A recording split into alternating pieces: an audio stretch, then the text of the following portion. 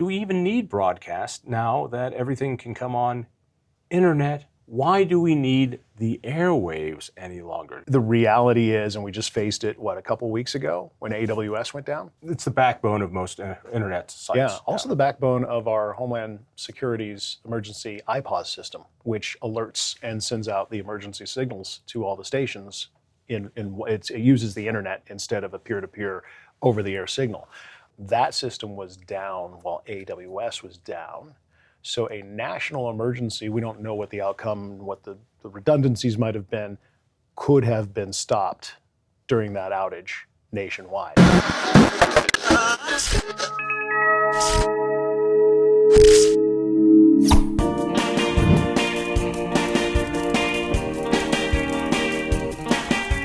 So what's going on the local scene with television and radio? Is it getting better? Is it getting worse? We'll find out.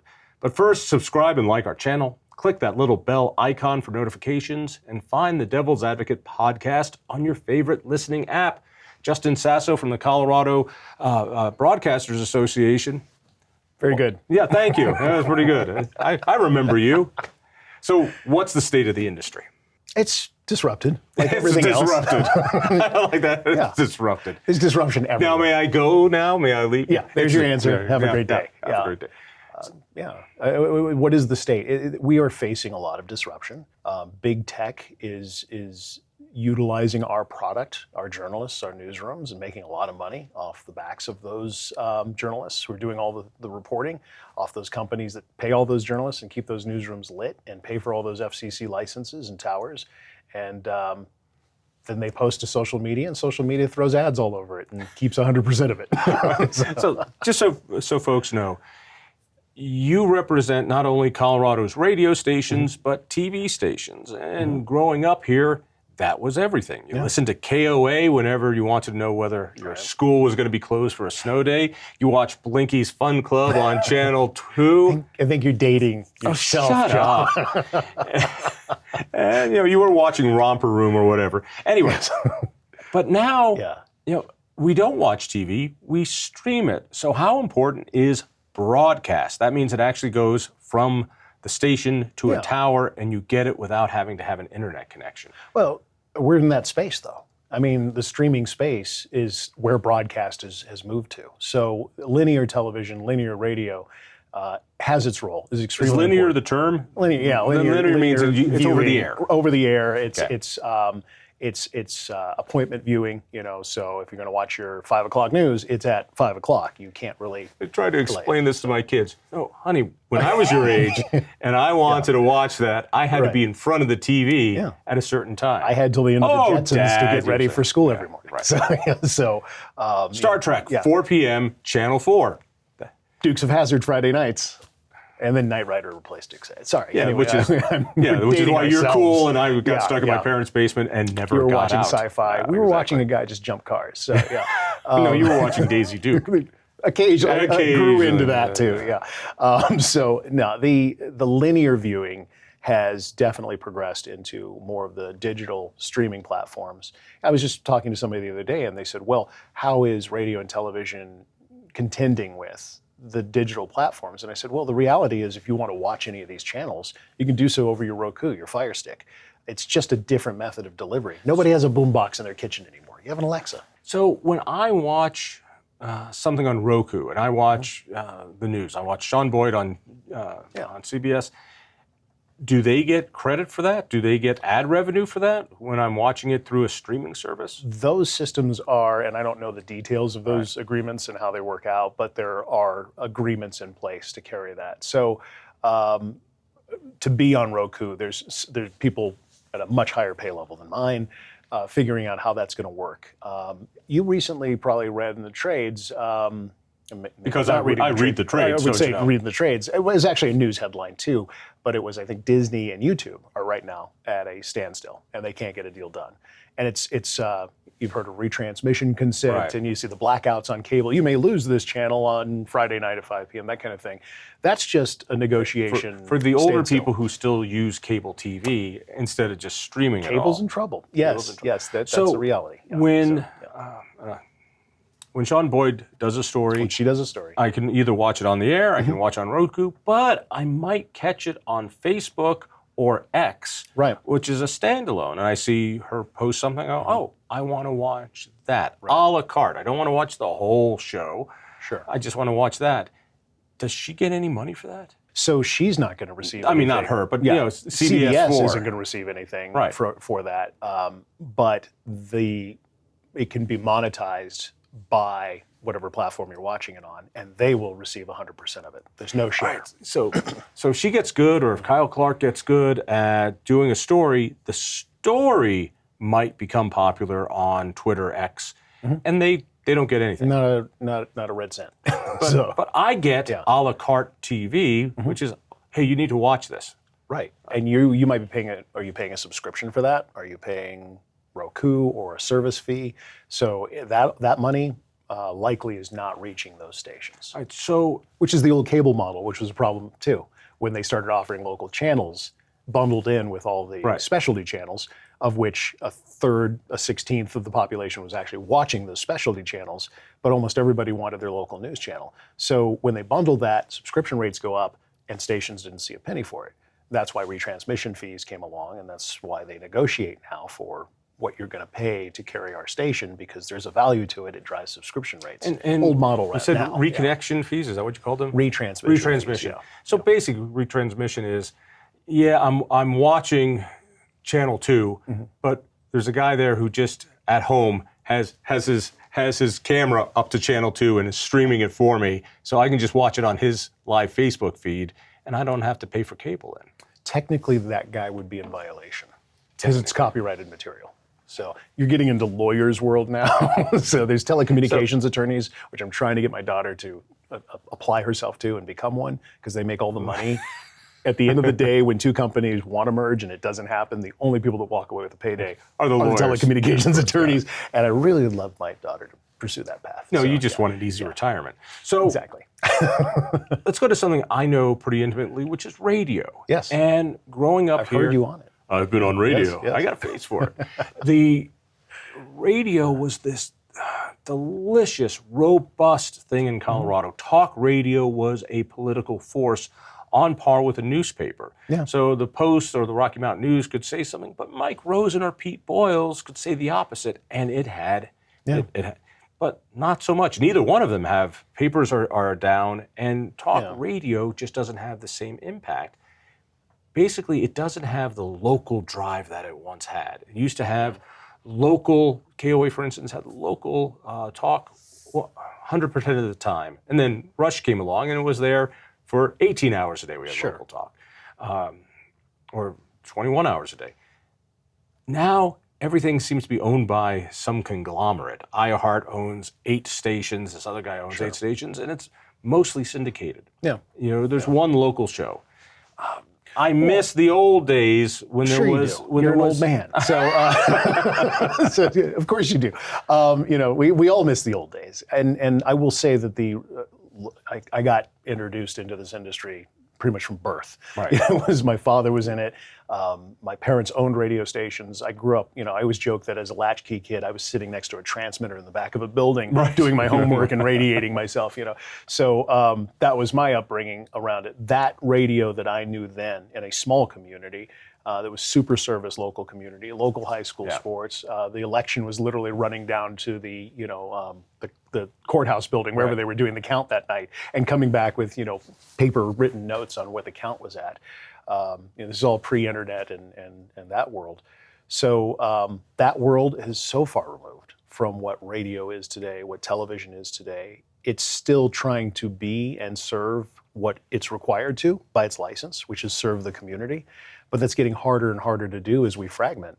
And for people who don't know, the reason there is a serve the community requirement for radio and television is that you are using public airwaves. Right.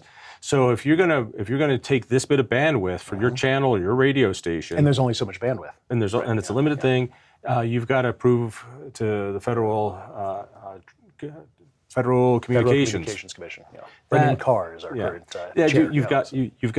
You've got to say, well, we're going to do some programming for the benefit, which means at 6 o'clock in the morning on Sunday mornings, we're going to do a wrap up of local news or something.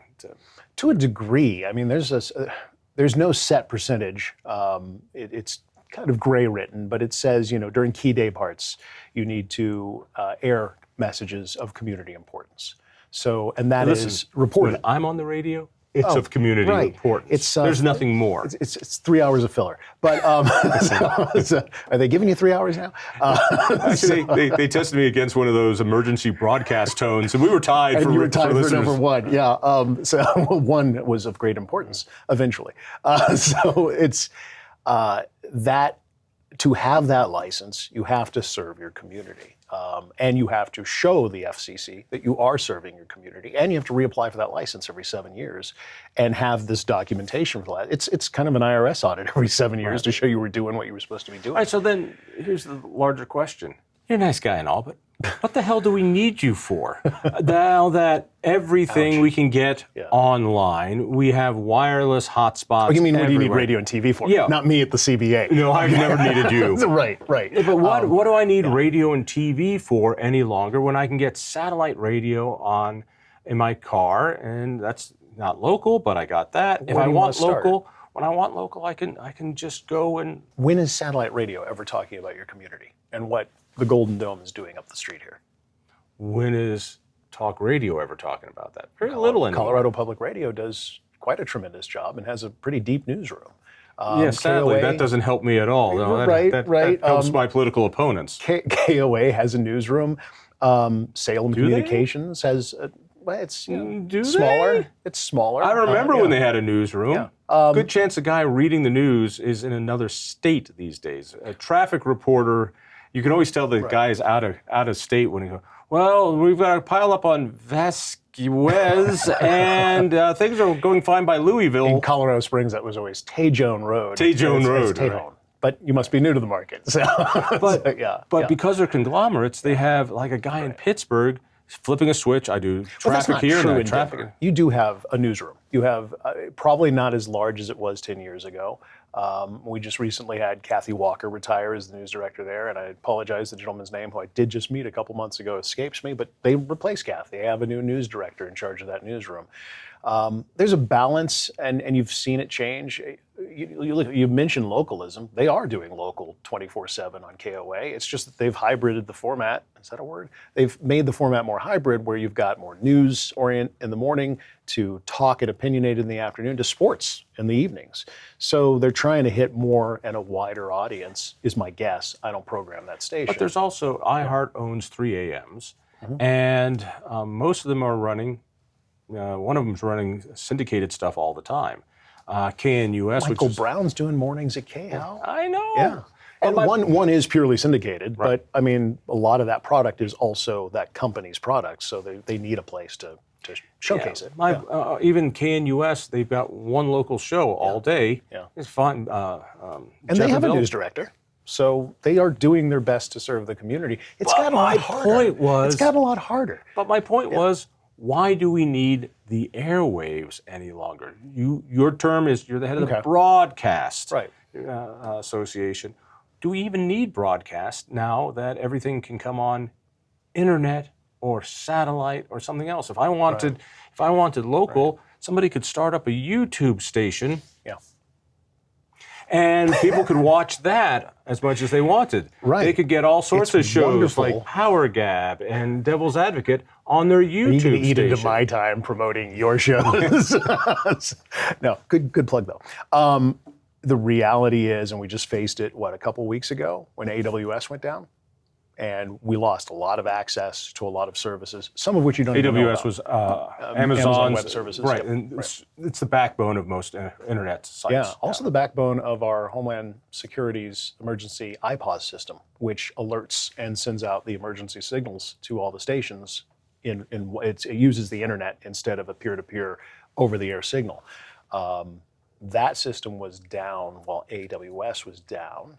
So a national emergency, we don't know what the outcome, what the redundancies might have been, could have been stopped during that outage nationwide. And I don't know how many states depend on AWS. I do have it on good authority that Colorado does rely on AWS for its iPause alerting system. Do you know what backed that up? No. the over-the-air signal, what we talked about, that EAS tone. So is that signal important? Yes, because there's not one point of failure as there was with AWS, and we could have still gotten out an emergency alert system announcement across that peer-to-peer network, even though iPause might have been down at that time. iPause? iPause is the integrated, you're going to ask me this. Yeah, I won't. It will bore you. Your listeners are going to tune out if they haven't already, or viewers. It's basically EAS, but done online through a digital network. So it's a digital network that feeds out directly to all of the units that sit on the receiving side. Basically, when the crap hits the fan, you grab an old transistor radio. Because you can't take them all out at one point. Right. And when the power goes out, you still have a battery here. Right. And so it is the last line of defense. It's convenient. Yeah. You can put a transistor radio in your car if you don't leave the batteries in it. Do that little acid thing where they ruin it, but if you get a hand crank. It's a reliable source. It's a system that you can still get that emergency information on. You can't take it out at one point. Even so, God forbid KOA was not able to initiate an alert, and they're a primary entry point to the state, right, for national alerts. A secondary can put out an alert, and there's a whole plan in place for that, and get that message out to those stations, and those stations feed off of each other. It's kind of a domino effect. But without taking down, God forbid, multiple stations in that network, you can't really stop it. Once that first domino starts, it goes. Integrated public alert warning system. That sounds like iPause to me. Thank you. All right. Mr. Sasso here is with us from Colorado Broadcasters Association. I want to talk about transparency for a second. That I remember as a kid, I remember so many things.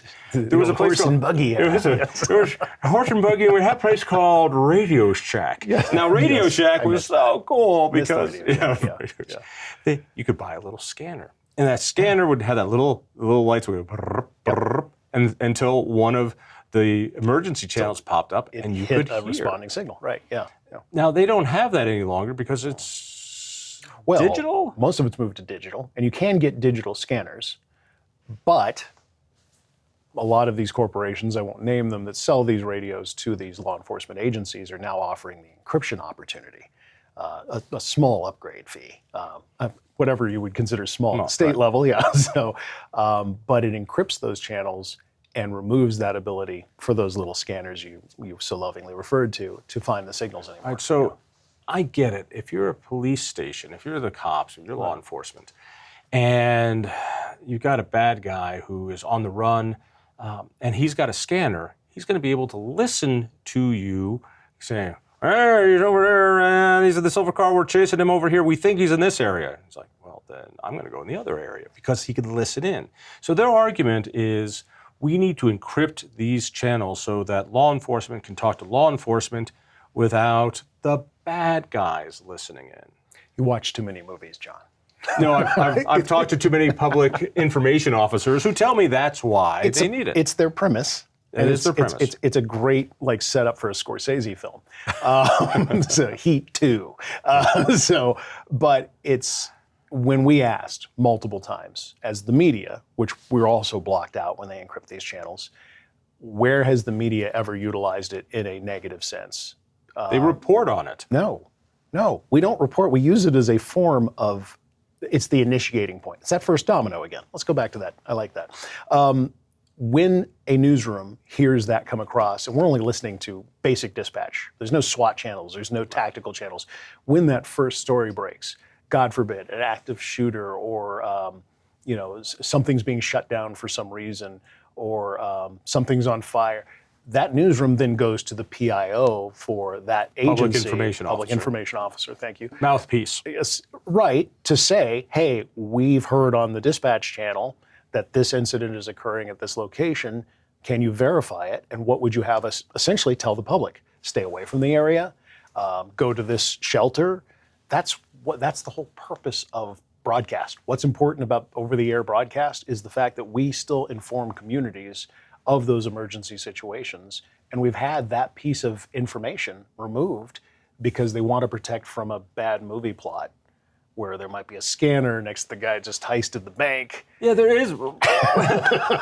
So, but you've got to admit, it's a pretty impressive premise that while we're talking and there's an active shooter, if that active shooter's listening in, as I've seen in every movie, then... No. At the point that they're talking about an active shooter, they're on tactical channels we have no access to. Those are encrypted. What do you mean you have no... that.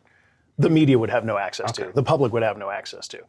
Those channels are encrypted. And they've always been, even before encryption, there were ways that they could move to channels without alerting those who were listening to what channel they were going to. But those channels have always been protected. We want no access to that. We don't want to be able to say, okay, the SWAT team is now maneuvering to the northwest side of the building to come in through the window. That's not collaborative with the public. What's collaborative with the public is, if you're in this area, you need to shelter in place.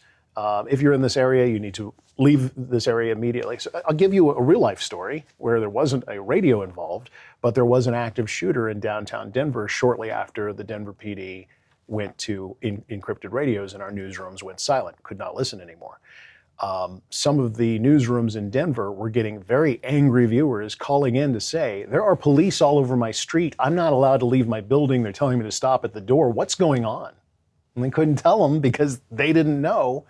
And the solution that law enforcement gave us when they pushed for legislation to encrypt and to not have to support the media was that they would put this information out on, at the time, Twitter, and all these social channels.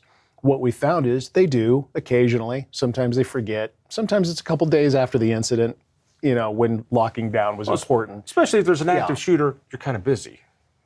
It's an active shooter. Let me go to social media. I get that. Oh, you're talking about the victims, who might be in the area. Oh no, even the cops, they're running around doing I can't find the handle for people I'm purposely looking for in the convenience of my office when I'm away. So if I'm cowering under a desk trying to figure out why I hear gunshots in the street, I don't want to be going, what's the @ for the DPD? Yeah. So, I got Louisville police. It's Louisville, Kentucky. It's Louisville. Yeah. Oh, that's it. Right. Nothing's happening.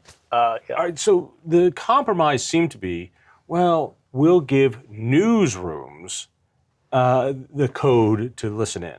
So we'll give them, you can buy the radio with the encryption so you can hear what's going on, but everybody else can, which would be fine for your members, the newsrooms, because Channel 9 and the Denver Post could probably afford to buy, who knows anymore, but they could probably afford, some of them have those radios sitting in boxes on shelves, still waiting for a solution.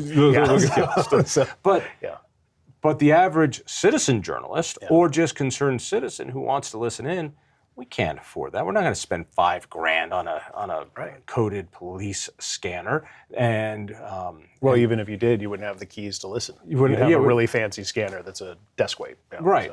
And I've got an old PC. Weights, So what's your organization's position on all this? Well, part of the problem is the solution you speak of hasn't really been a solution, because what we get from the city attorneys is usually a contract that states that we'll let you buy the keys and you can go out and buy the radios and you'll have access, limited access, obviously only the dispatch channel, which is all we want. But if at any point we feel that you've abused this access, we can turn it off, because they have that access to turn off the key. Transparency. So if maybe your investigative team is doing a story on an officer, crooked crops. The police rotational crops in the U.S. Yeah, if you're doing a report on the police officers and they don't like it, they can click. You're off. The other component to this was a piece that, according to the attorneys, and I'm not one, but the way they read it back to my remedial mind, was that there was a component built into these contracts that they could at any point audit and find the sources that a journalist used to tell a story, and they would have access to that because you were using those radios to gain initial access to the story. So it would essentially make it that your sources would be exposed to, if they decided to audit you, they could look at your sources as a journalist, which are supposed to be protected. So first, that's a 1A thing. That was extremely concerning. And then there was even a piece of indemnification in that agreement. And the best way I can explain it, the best of my understanding, was that they could, God forbid, let's say there was an active shooter, somebody totally disregarded the idea, the media saying stay away from the area, goes into the area, gets shot, hurt, killed, whatever, by that active shooter, that person or next of kin could actually hold the media accountable and sue them civically. Without warning you. No, for telling them where it was going on. yeah, it did that to me. Need a bottle of that? Yeah, understand that. So let me pull this together. When your TV stations and radio stations use the public airwaves, they have to say it's for a public purpose, and they have to show to the FCC that you're using them properly. The police, however, can use those airwaves and encrypt their communications from dispatch when that's the woman says, we need a car over here. They can hide that, and they don't have to live by the same rules. Right. So a couple years ago, we could listen in, not just Channel 9, not just KOA, but everybody could listen in. Right. Now, potentially no one can listen in, and we have to trust the cops that when they say, well, we'll give... This is how it happened. What bothers me is that then the police get to say what the media is. I'm sorry, the media has changed. It's not just the Denver Post, which is shrinking. It is citizen journalists, which are growing. But you'd be surprised. They're using the reverse of that argument.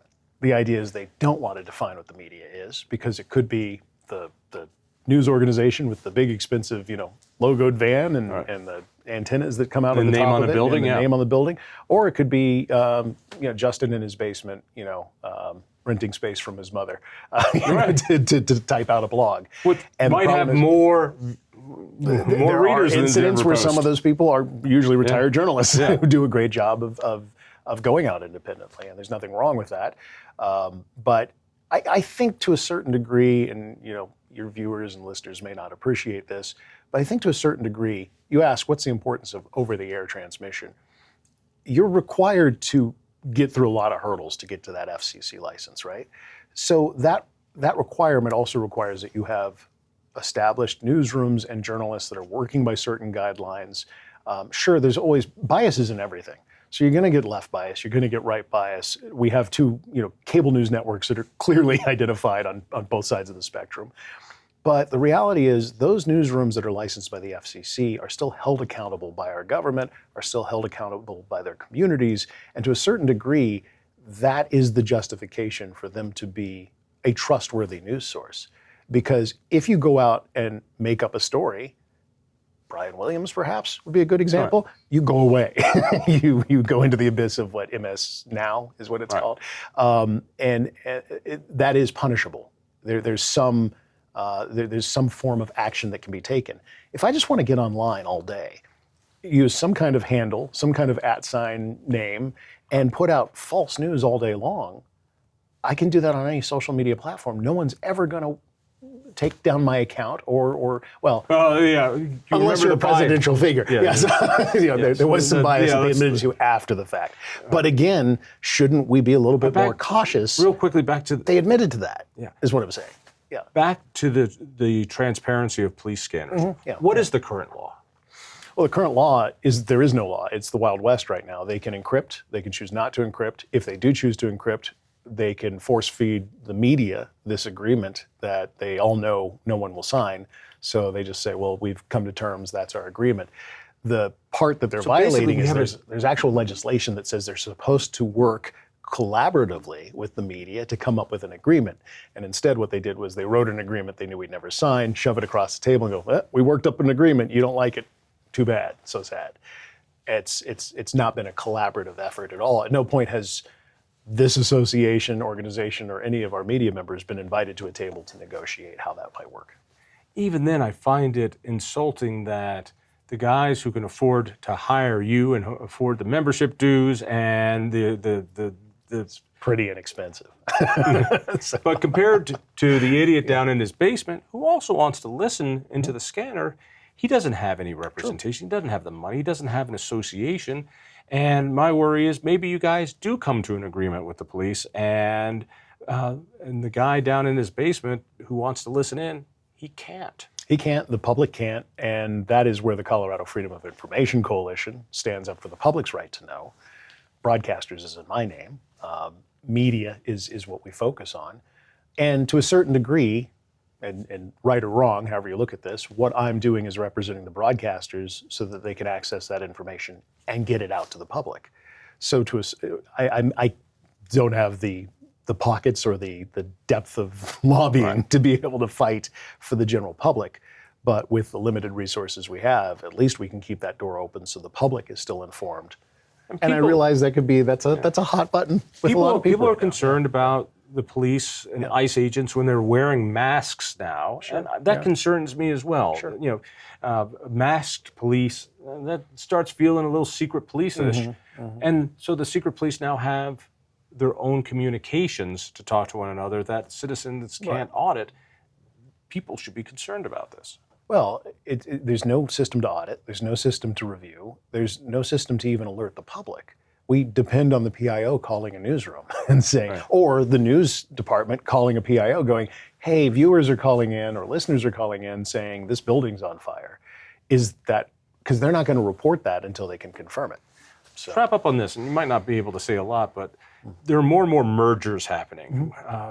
Way back when a company could own one AM and one FM station, all right? And that was kind of the heyday of the WKRP wonderfulness of radio stations. Again, you're dating yourself, John. Yes. So, I watched that in reruns. Oh, I date myself in more ways than you know, but we'll leave that joke alone. Please. And those were the glory days of radio. Every station kind of had its own personality, its own characters. You know, the personalities were there, but they had a vibe. And now a company can own, I think, 8 stations in the market. Up to 8. A market. There's percentage caps nationwide for television.